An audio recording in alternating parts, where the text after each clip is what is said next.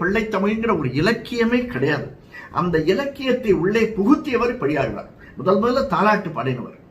எப்படி பல்லாண்டு பாடினாரோ, வாழ்த்து பாடல் பாடினாரோ, அந்த மாதிரி குழந்தையை தொட்டிலிட்டு அந்த ஒவ்வொரு பருவம், தாள பருவத்திலிருந்து ஒவ்வொரு பருவத்திற்கும் பருவத்தை உணர்ந்து பிள்ளைத்தமிழ் பாடி. இன்னைக்கு எல்லாருக்கும் பிள்ளைத்தமிழ் இருக்கு. அதே மாதிரி ஆண்டாள் பலவிதமான அர்த்தங்கள்ல பாடிருக்கா, பிலசாபிக்கல் திங்கிங்ல பாடிருக்கா. இருந்தாலுமே அந்த தமிழினுடைய அழகை எந்த அளவுக்கு ஆண்டாள் அனுபவிச்சிருக்கா அப்படின்னா, இதுல பின்னாடி ஒரு பாசுரம் வரும். கீசு கீசு என்று எங்கும் ஆனைச்சாத்தன் கலந்து பேசின பேச்சரவம்.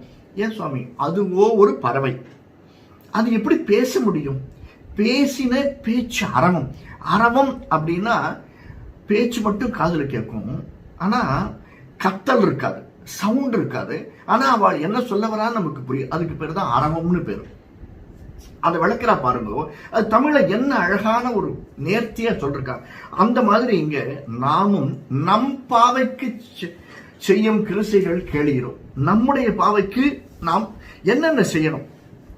இதுல வையத்து வாழ்வீர்கள் அப்படி இருந்துச்சு. தமிழ்ல ஒரு வார்த்தை உண்டு,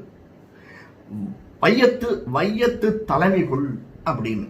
நாம தோன்றி புகழெடு தோன்றுக, அக்திலார் தோன்றலில் தோன்றாமை நன்றுன்னார் வள்ளுவர். நீ எதையாவது சாதிக்கணும், உலகத்துல பிறந்திருக்கன்னா எதையாவது ஒண்ணு சாதிச்சுட்டு போ. உன்னால என்ன முடியுமோ அதை உள்ளுணர்வு சொல்றதும் அதை சாதிச்சுட்டு போ. அதுதான் தலைமை பண்பு. அந்த தலைமை பண்பை நாம் எடுத்துக்கொள்ள வேண்டும். இதையேதான் ஆழ்வார் சொல்லிருக்கிற, வையம் தகழியாய் வார்கடலே நெய்